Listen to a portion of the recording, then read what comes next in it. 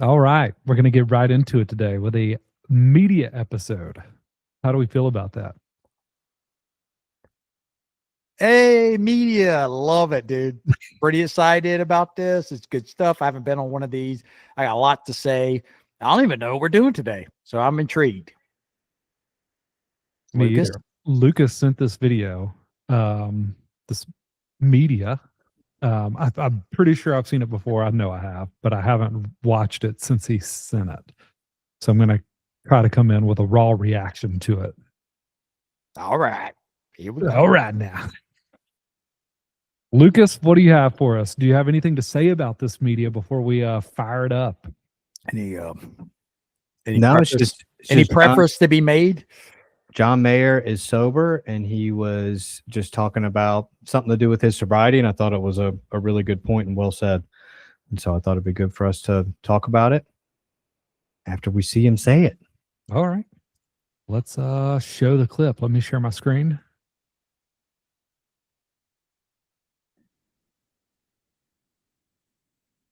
Boom.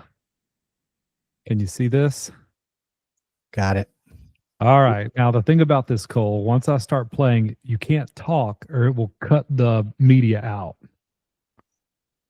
Okay, I'm not gonna talk. Control yourself, okay? I think it's only like 20 seconds, so it shouldn't be. Just control you. Okay, I got you, dude. I can do this. All right, here we go.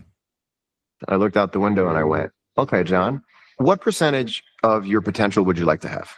Because if you say you'd like 60 and you'd like to spend the other 40% having fun, that's fine. Mm-hmm. But what percentage of what is available to you would you like to make happen? And there's no wrong answer. What is it? And I went, 100. I want it all. I said I 100. want it all. And then Yeah. the voice in my head said, okay, do you know what that means? And I went, we don't have to talk anymore. I get it. Let's go. And that next year, I did 4 tours. I was in 2 bands. Yep. I was happy on airplanes. So what happens when you stop drinking? The level goes, it feels like boredom at first, but if you stick with it, the line straightens out and it goes kind of low, right? You're like, oh, I'm not having these high highs. But if you work, you can bring the whole line up. Wow. Do you know what I mean? I looked out the window and I went, Boom. All right, we can talk now. We can talk now. Let me stop sharing it. Okay. All right.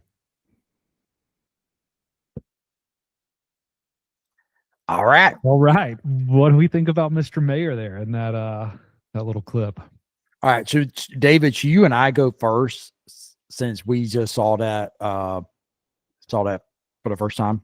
Because we did not look at this beforehand, even though Lucas very diligently sent it to us days ago. And then Lucas, maybe you give us your thoughts or why you picked it. So that way you're not okay. All right. Yeah. You want me to take it away first? Yeah, you go first. That's fine. Okay.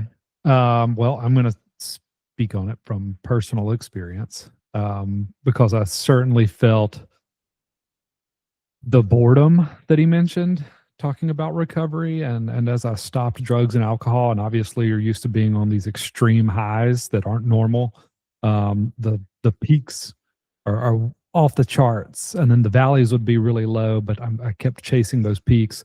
And then you stop, and it was like my life was in black and white. That was my best way to describe it. It was just like a little dull, boring. I wasn't experiencing those peaks. And it took a long time.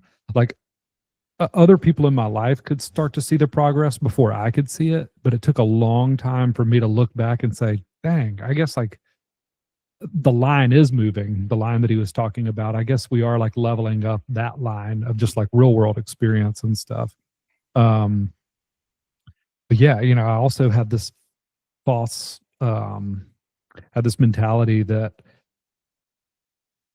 I was going to make it, you know, I was going to get sober and then like, oh, but in 6 months, like I'll have everything figured out. And then 6 months would come and it's like, oh, well, maybe it's at a year. I'll just have everything figured out. And like, you know, that was a thing too, where I like had to get through a couple of years of sobriety and look back and be like, I'm never going to have it all figured out, but we're steadily moving in a much better direction.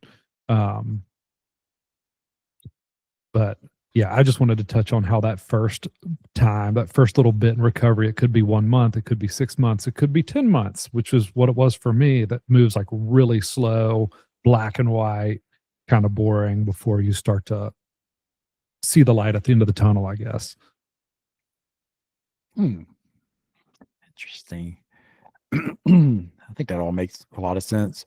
I think, yeah, I think if like way he talks about the whole line moving up, I can relate to seeing like clients experience that, especially like once they start really putting together some sobriety, because they're just not having these crash outs. You know, when you have like a crash out and stuff, like your whole everything gets messed up around you, dude. It takes like a while to like rebuild and like pick that up, and it affects all the people around you as well. So I think when you're not like just having like a complete like regression, like it is really easy to just like build up to this like stable place. And I got to be honest too, man, like the highs, like they were high, sure, right?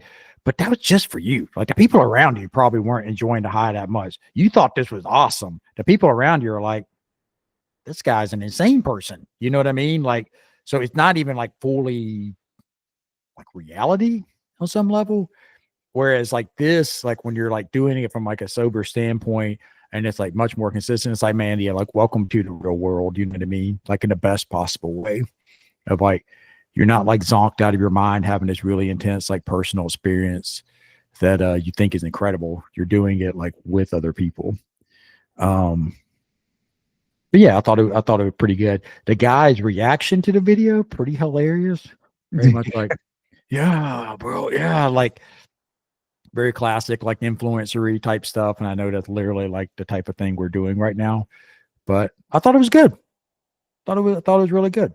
And it's such an unknown frontier for people who are getting sober. I mean, like you don't really know what it's going to be. So I think it's nice to have it explained in a very succinct way. Yeah. You know, I also don't know that I ever saw 100%, you know, like he claims that, I want 100% of my capabilities. I don't want 40% because I'm partying the 60%. And I don't like to admit this, but I have a tendency, I can like give 100% to something and get hyper focused on one thing. But I think for me, that thing can switch more frequently than a John Mayer, who like obviously dedicated his whole life to playing the guitar and being a performer and playing in bands, where it's like, yeah, I played in a band for a couple of months, but then it's like, all right, now I want to play pickleball. I'm going to do that for a year. And all right, now I want to get into running. So I think unfortunately for me, that would kind of cycle through a little faster than Mr. Mayer here. well, I mean, I would push back on that and just challenge you. Like 100% look different for different people. Like I'm pretty sure John Mayer doesn't have like a brand new baby. You know, John Mayer also has like a freaking trail of like terrible relationship behind him and like scorn like ex-lovers and stuff. Like a lot of girls who like were with John Mayer didn't have great things to say about him, you know. So I think your 100% just look different, you know. Yeah. I mean, John Mayer's not running GT, dude. You think he can pull that off, David? I don't know. He's a high level guy. All right, Lucas, the presenter of the video, what do you have for us? The presenter of the video. I was gonna share this real quick because do y'all remember this? I do Pleasantville vaguely remember this. Yeah. Yeah.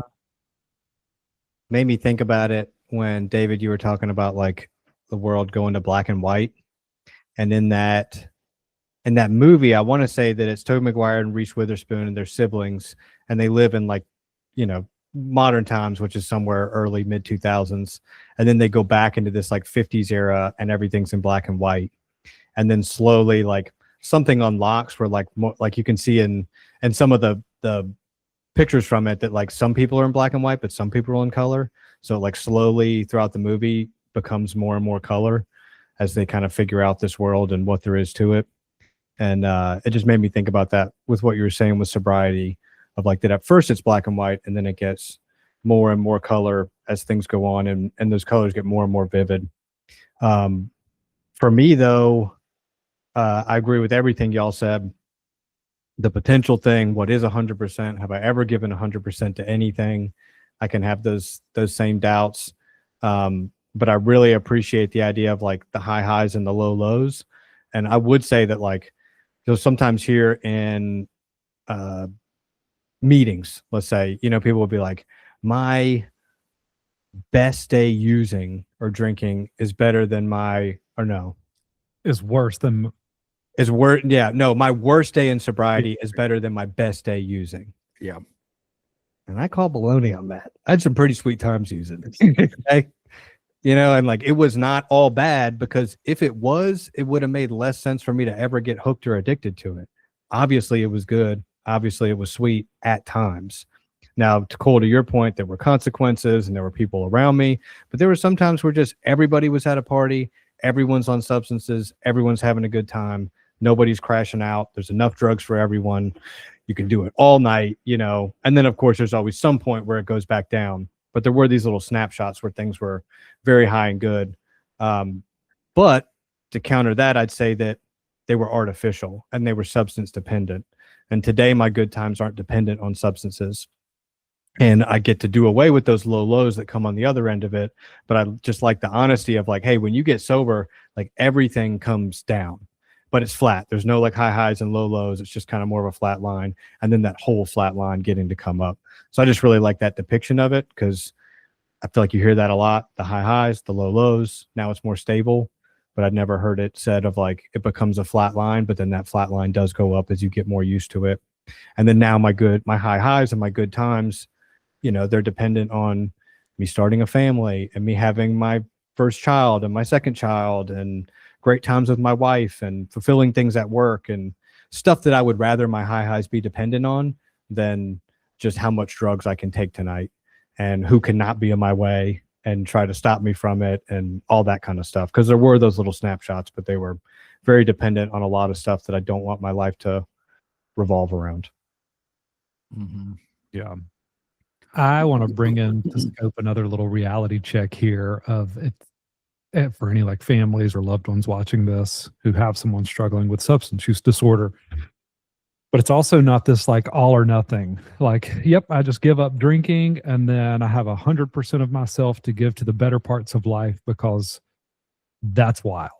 I will tell you, when I gave up drugs and alcohol, I was extremely addicted to nicotine.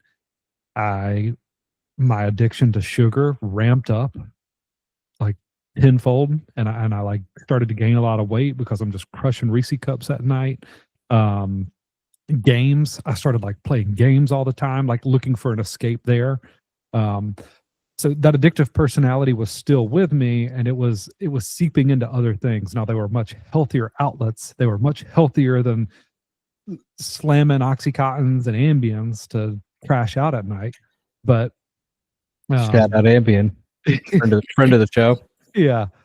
But, we've also had those moms that are calling in talking about their son starting the program. And they're like, oh, also, I want him to stop all medication. I want him to stop all nicotine. I want him to have a really healthy, balanced diet. And it's like, you're asking a lot here.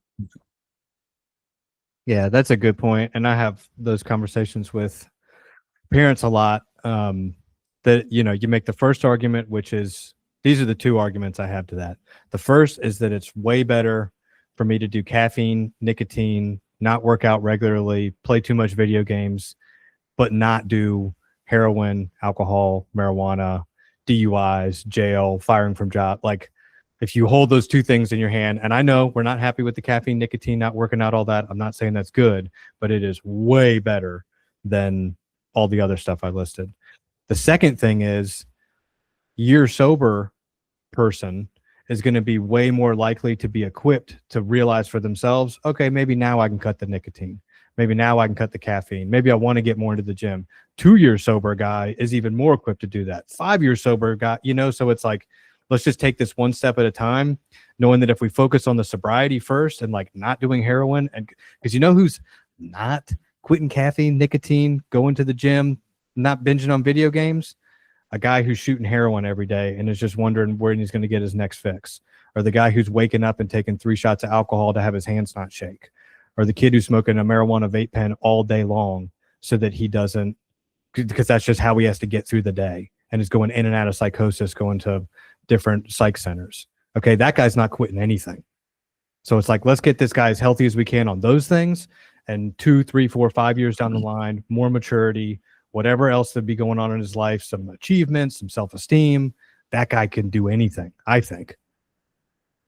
Yeah, I think it ties even to therapeutic work, like the deeper stuff of like things that are more ingrained in the personality that maybe have come from like nurturing or just like a genetic predisposition to it.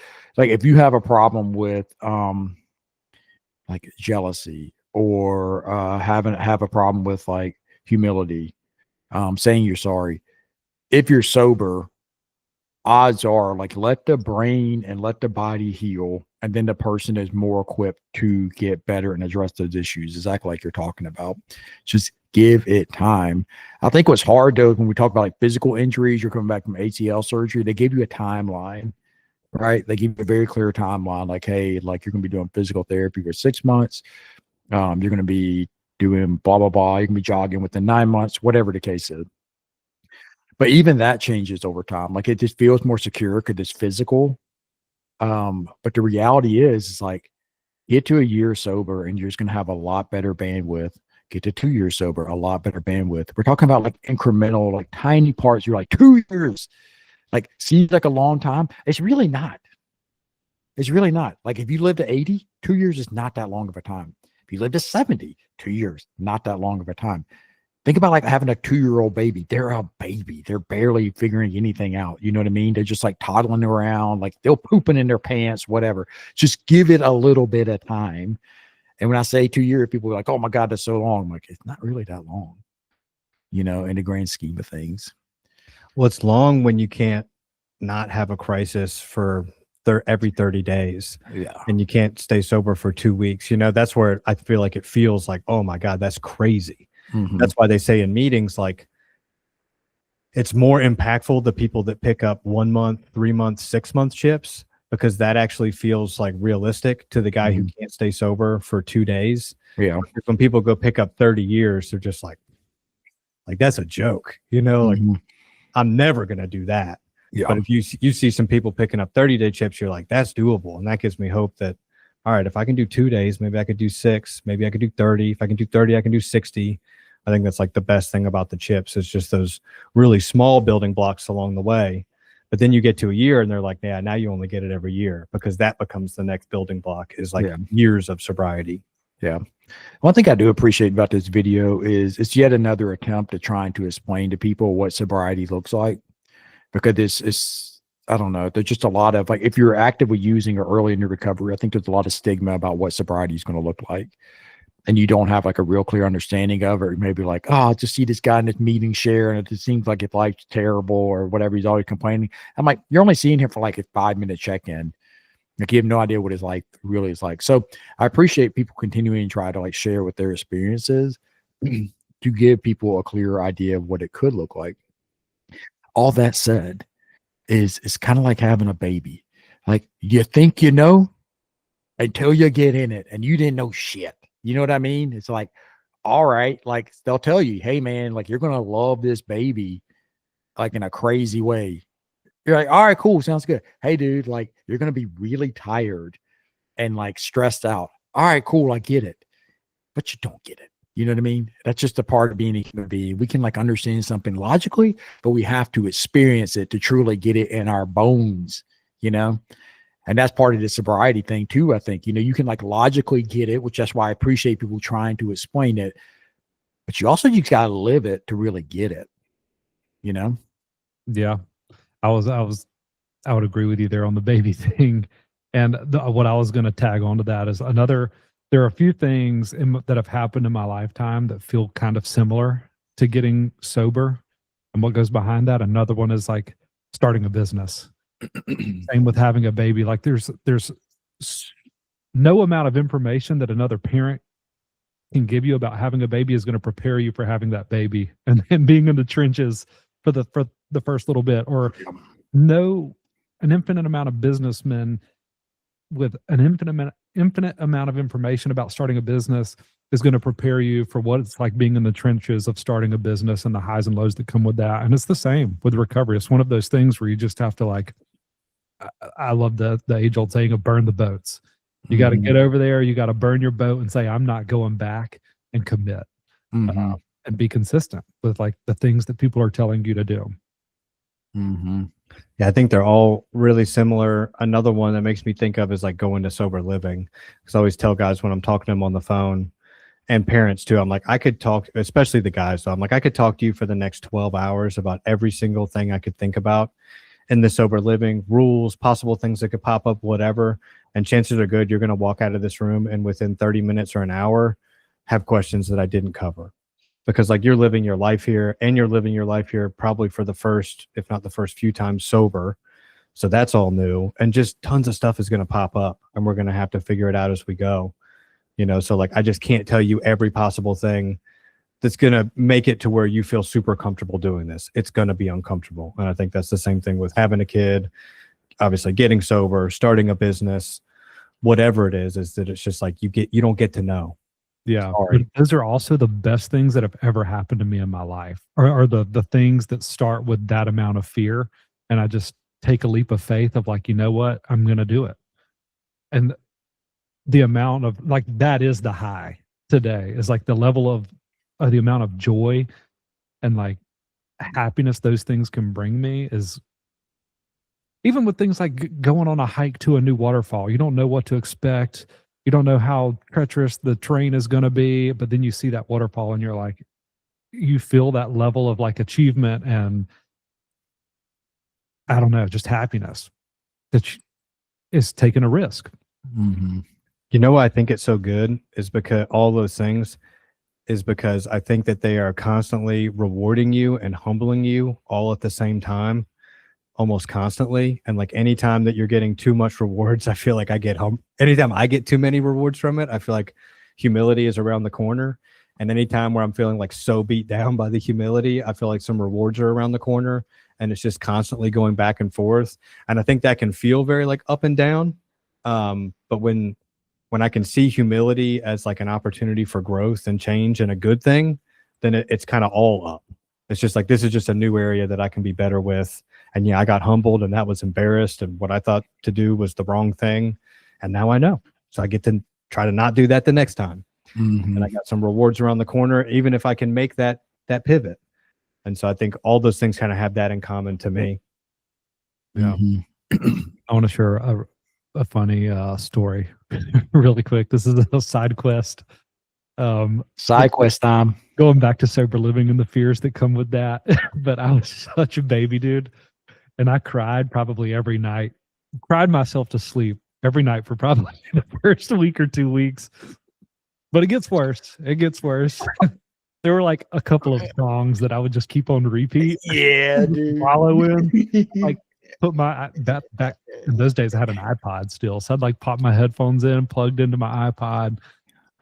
And I'd either cycle to Warren Haynes. He had a song that was called Government Mule. There was a song called Worried Down with the Blues. He was like, oh, yeah. In the lyrics, it's like, I used to walk with pride with my head held high. But now I'm staring down at my shoes. I'm worried down. Yes, I'm worried down with the blues. Saying like he's so shameful and stuff that he can't even look people in the eyes.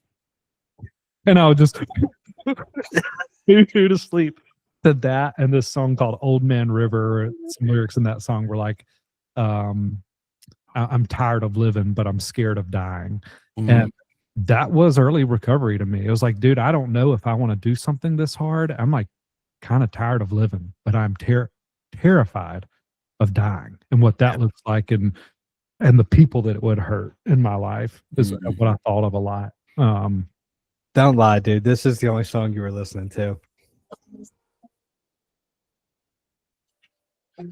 All around me are familiar faces. That was one too, dude. I knew you were cooking something up as soon as I saw your head down there. I'm just imagining David crying himself to sleep, listening to a song every night in sober living. That's when I would play. That's an easy one to play on the guitar. So it's just that on repeat, dude. I'd shed some tears onto my guitar with that song. Dang, dude, that just goes right in. Hey, Taylor Swift's got a song about that. I had to share Yeah. that though. Yeah, I think I feel like it's just a lot of like grief, and I do really feel for you, David, because you were like not only getting sober, but you were grieving losing your dad, like all of it like simultaneously. And like that is a lot. Because that's like the closest thing I could like compare that to, like those feelings like that, like struggle or just like grieving, like losing a parent or someone really close to you, Yeah. And it's like, yeah, just like really in a funk for a long time trying to figure it out. Yeah. There's life before and after. Yeah. I think there's life before sobriety, and then in sobriety, or before drugs and after drugs. But I think that, it's just different. But if I cope with all my problems in life by just instantly taking a drug and I feel better and I don't have to think about it for a while, and then you tell me I have to completely stop that, but I still have all my problems. And then now you're going to teach me a very slow, methodical way that I can try to get better. But it's going to take a lot of effort, a lot of trying. It's not going to be just popping a pill. Yeah, dude, shit gets worse first. It takes a while before it gets better. And how would that ever be something that in human nature I would gravitate towards willingly if I thought I still had the option to go back to just popping a substance? So like all the resistance, all the troubles, it getting worse before it gets better, like it all makes sense when you think about it. You just have to believe the light is, at the end of the tunnel on the other side, that like I will get to a better time. But if you don't have hope and faith in that, it's hard to get through that time. I think that's the same thing with like grieving a family member or someone really close to you. There's life before and what that was, and there's life after and what that's going to be. And life after still can be great, but it will be different. Yep. Makes a lot of sense. Yeah. This is why I preach so much to families of like young adults when the parents are calling in is that time is everything. Like you've got to have time and separation from those substances and those feelings to start to build your life back up and to see the positive things that can be put in it with recovery. Landing the better relationships in your life, the better friends, the better girlfriend or boyfriend, the better job. Like so many good things can come to you when you're on the other side of it. Not many people are looking to be best friends and hire the ones who are in the trenches of addiction. I wasn't a very hireable guy when I was in it. My dad hired me. What was your first job in recovery? First job, I was laying footers for houses, like laying the rebar down on the ground. And then my second was a package runner for UPS. Oh yeah, that's right. Yeah. Funny story with that is I'm sober. I'm 23, being a package runner for UPS. My UPS driver, who I'm in the van with, he's like in his 60s, about to retire in a year and a half. He's like, yeah, I'm like almost done. This has been such a good career. But meanwhile, on our like trips, he's snorting cocaine off of packages in the back and rolling up joints. It was like my last week there at UPS running packages. He backed into somebody's car. Yeah. And UPS sends a person out to drug test him, breathalyze, or they make him go right back into UPS and drug test, breathalyze. They send someone out to get a report on what happened. And they let him go. Like he didn't get to finish out his time with UPS. That was a good lesson for me too. And, being a 23-year-old, seeing that like, gosh, this dude's in his 60s still doing this. And look at where that just landed him. I don't want to be in that place when I'm 65 years old. Yeah. Well, did you know he was doing that in the back? Oh yeah, dude. He like offered me drugs. And I was like, man, hey dude, I don't care what you do, but I honestly just got sober and I'm like living in a sober living house and I'm not about that life anymore. It's also fascinating too, like, how like when's the last time you were offered cocaine? Do you know what I mean? Think about the frequency in which it happened when you're early recovery versus now. Oh, that's a thing, Cole. I don't know if you know that, but that's a thing. Tell me I've been more. offered way more drugs in sobriety than I ever was in That's addiction. fascinating. I feel like you get sober, and I've had crazy stuff where I was walking down the street in Nashville once, and this guy came up and was just like, "Hey man, do you want this weed? We're about to like go on a flight, and we can't take it with us, and I'm looking for someone to give it to." You're like, Yeah. dude, where were you a year ago? Where have you been all my life? Yeah. Now you're here, dude. It's too late. I'm done. When was the last time y'all were offered drugs? For me, it was in Vegas. We were like walking through Vegas, like some like guy like grabbed me, was like, "You want some H? You want some H?" I'm like right there by the what's the one with the big fountains? Bellagio. We were right there. Yeah. We were walking through there one night, like this guy, like. So I would say that was like the last time I was like offered drugs. What about y'all? What's the last time you were offered drugs? I couldn't even think of the last time. I feel like in the first couple of years, it seemed like it was all the time, Which is crazy. but I feel like I think there's something about like a vibe that just changes within you when you get sober longer. I could be totally off, but I just feel like today, like I don't really get offered drinks. I don't get offered, certainly not drugs. Like I just don't see that happening. I think the vibe is a thing because I like when I hear stories from like You've got kind of a heroin vibe to you, Cole. that's what was so crazy about it. It's like I don't ever really get offered stuff. I don't know if because I look like a popo, but it was the same thing when I was younger. Like I don't know if they're kind of like he's a nerd or a square. Like nobody was like offering me anything. And I feel like it was just kind of like the vibe. Like, yeah, he's not. You know what people offer me the most today that doesn't fit for my life? Military discounts. I cannot tell you the amount of times that people are like, ex-military? I wish, man. How much was that? 20% off? I wish, dude. It's not true. I can't do the stolen valor thing. Yeah, I get offered sweet. I get offered the ex-military thing too. Yeah, that happens a lot today. Mm-hmm. Not since I've been growing my hair out, but when I have a shorter haircut, I get military a lot, but not so much drugs and alcohol. Yeah, anymore. How about you, David? You know, last time you were offered anything? No. I mean, the story that sticks out to me the most, and it was years ago, it wasn't the last time, but this was one of the funnier stories. I went to a concert in Atlanta, and it was like an EDM concert, sober. And I'm at the front. I'm like up there getting it, dude, dancing, looking at all the lights going off. Music's popping off. And I remember someone tapped my friend next to me, and they were like, "Hey, he's on acid? What?" And then they tapped me, and they were like, "Hey, can I have some acid?" I was like, "Brother, I am not on acid. I am just having a great time." That is how you get at weddings and dancing and stuff. Dude, I just let go, and I'm like, you know what? We're here to have a good time. Yeah, let's get it. And that's what I was doing at that concert. And the people around me were convinced that I would say both y'all do that at weddings. Yeah, like it's time to go. We're gonna get out here. We're gonna dance and goof around. We used to get that at the casino too. When Zach, David, and I, like earlier sobriety, would go to Cherokee. Yeah, and we'd just be like wilding out on a blackjack table at 3 a.m.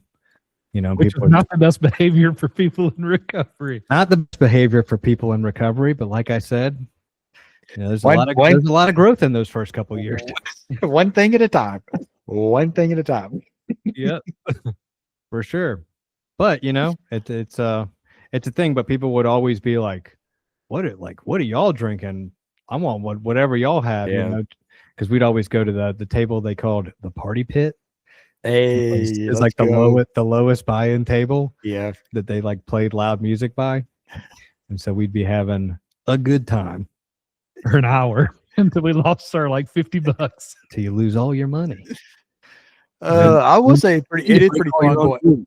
Well, it's interesting going to casinos with both of y'all, and like the different vibes and like different speeds in which people move. You know what I mean? And like this quite frankly, the stamina.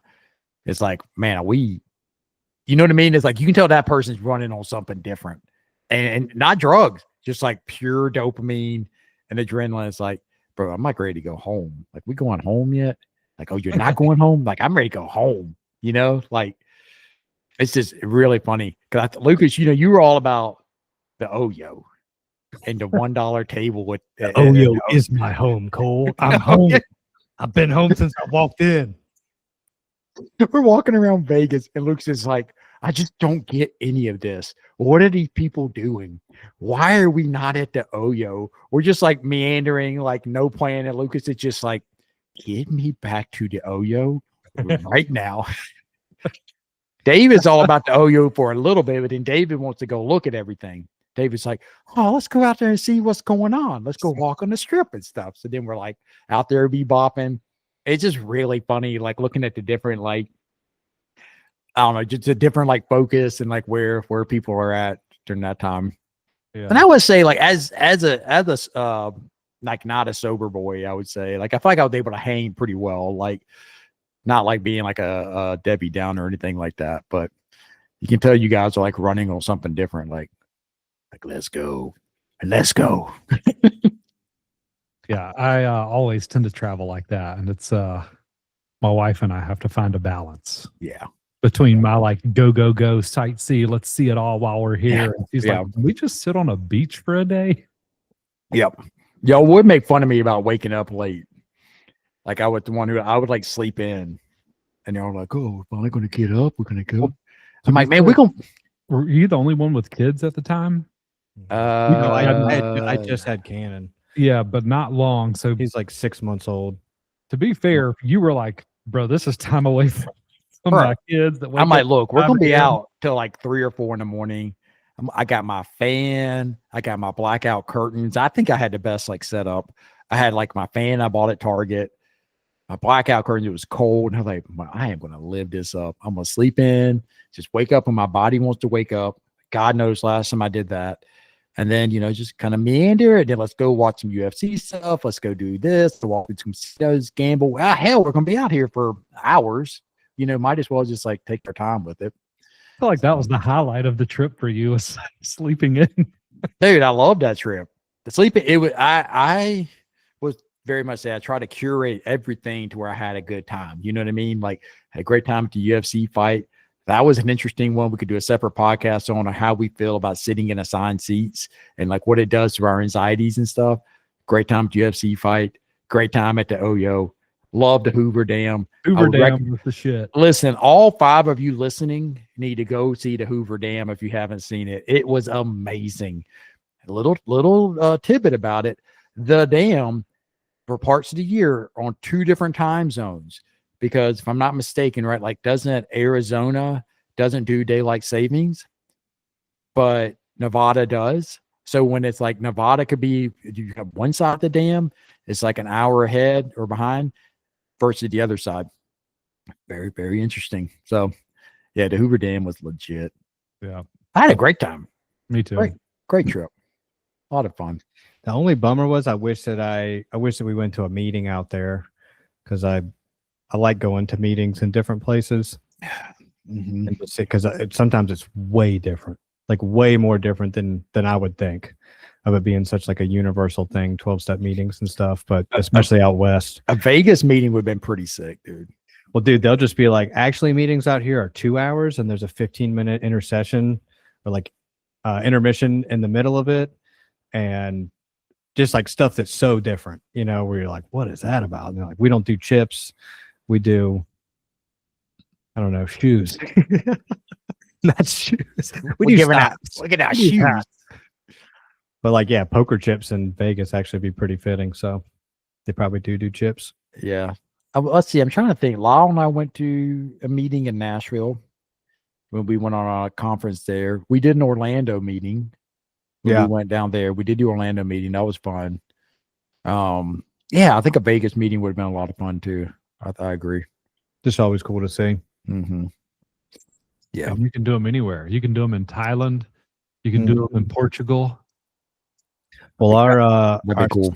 Our step up house manager is in China right now, and he's going to be going to a meeting there while he's there. So I'm excited to hear about that. If it's like just like expats, like American people that are visiting there, or if it's mixed in with the Chinese population also. and what language it's in. And I mean, I got so many questions for when he gets back. I am very much enjoying the thought of him going into an AA meeting in China because that is hilarious. God, I have such a funny story about that, but he would be mortified if I told it on here. So I'll tell y'all after. Yeah, don't do that to him. He may we're reserving the right to have him on the podcast if I can ever convince him to do it. Bro, come If he does, on. I don't want people to know. Honor, let's go. Golly. That'd be so fun. He's got to get on here. Actually, hold that against him. Be like, hey, I'm going to tell people this story if you don't come on the podcast. Yeah. Oh, He was coercion, also- extortion. Now we're He talking. was also in Vegas. He could have some of his own Vegas stories. Yeah. He was there as well. Yeah. Cool. Well, we've side quested a lot. You want to wrap it up here? Wrap it up. Well, I think it's side quest, but it's also is worth noting. You're talking about Thailand, Portugal, Vegas, Orlando, wherever else. These are all trips y'all took while sober and had fantastic times. So this is like to John Mayer point about like the whole line comes up and it's like, I don't know. I would say it's on a kind of like a different realm. Like this is what like true like satisfaction in life looks like. So Yeah. it does somewhat connect. Yeah. Honestly, I probably wouldn't have seen past Fitzgerald, Georgia. That would have probably been my grave had I not stopped using. But getting sober has allowed me to see so much, so much more. Mm-hmm. People of the world, of business, of you name it. Mm-hmm. Down to having a baby and hearing my mom say in the delivery room, I never thought I'd see this day. Mm-hmm. Dude, that's life right there. Yeah. It's good stuff. That's a high line. Cool. Let's wrap her up. Sounds good. All Zip right. it up, Dave. So long, suckers.